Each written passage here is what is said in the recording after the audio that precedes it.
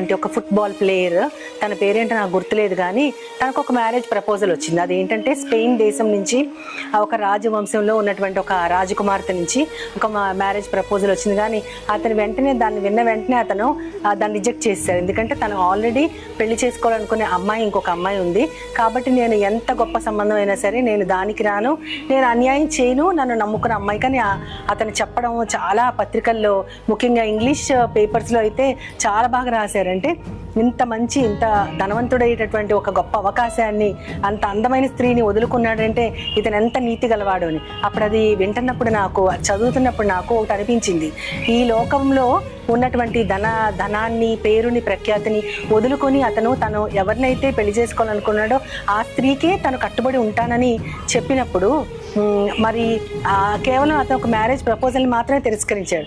కానీ మన దేవుడు పరలోకం విడిచిపెట్టకూడని భాగ్యమని ఎంచుకొనకుండా తన తండ్రి దగ్గర నుంచి ఆయన్ని వదిలిపెట్టి మన కోసం వచ్చి, మామూలు మనిషిగా రాలేదు కదా, దాసుడు రూపము దాల్చుకొని తన నుంచి అన్ని రిక్తుడుగా అయిపోయాడు, అన్ని ఖాళీ చేసుకొని మన కోసం, ఎంతో ప్రేమించిన మన కోసం ఆయన ప్రాణం పెట్టారు. ఇప్పుడు కూడా అదే తండ్రి దగ్గర కుడిపార్శ్వంలో కూర్చుని మన పక్షాన వాదించే న్యాయవాదిగా ఉన్నాడు.